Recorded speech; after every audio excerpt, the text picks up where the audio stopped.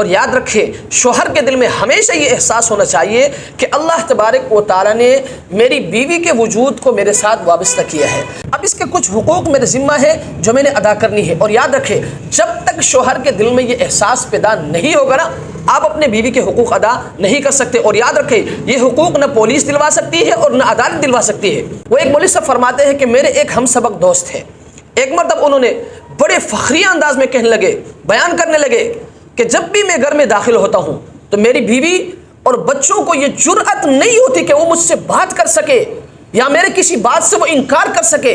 اپنی مردانگی ظاہر کرنے کے لیے وہ بیان کر رہے تھے۔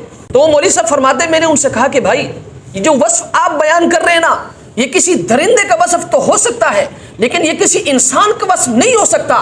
انسان کا وصف تو وہ ہے جو ام المؤمنین حضرت عائشہ رضی اللہ تعالی عنہا جناب نبی کریم صلی اللہ علیہ وسلم کے بارے میں بیان فرماتی ہے کہ آپ علیہ السلام جب بھی گھر میں داخل ہوتے تھے تو آپ کا چہرہ انور کھلا ہوتا تھا اور آپ کے چہرے پر تبسم ہوتا تھا۔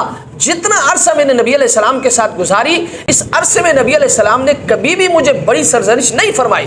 میرے بھائی بیوی کے شوہر پر کچھ حقوق ہوتے ہیں، آپ نے وہ حقوق ادا کرنی ہے۔